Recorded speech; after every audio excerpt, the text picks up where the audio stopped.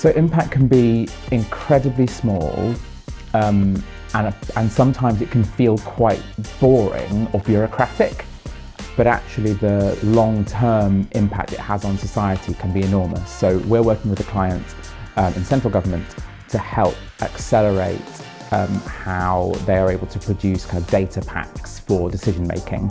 Cleaned up some data, we presented a kind of dashboard style tool for senior civil servants across government to look at and take decisions on. And the person we were working with said, this is incredible because something that would have taken me 2 days to pull together, I can now look at, I trust the data and I can take decisions on it and start the analysis point.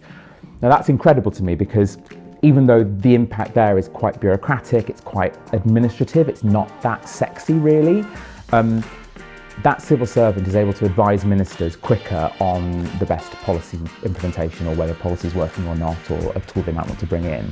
And in a way for me, I kind of don't think so much about what happens next because that's for the political system and for like civil servants to do as they see fit. But if we've provided that department with the infrastructure they need and the tools they need to take better decisions, that's impact done for me, I think. We did a piece of work quite recently looking at trying to improve something that lots of us will have experienced if we're lucky enough to be able to afford to, and that's the home buying and selling process. And it's remarkable that for something as significant as a home purchase transaction, the amount of money involved, it feels so paper-based and so flimsy. So we worked to try and understand why that was the case.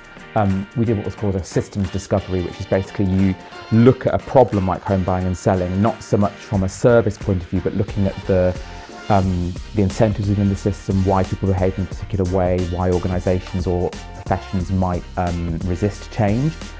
And we presented that back in a really compelling way by sort of demonstrating visually how if you change one bit of a system, like change how conveyancers might behave, it might have an impact somewhere else in the system, which was really influential in setting how the current government might look to reform home buying and selling in the future.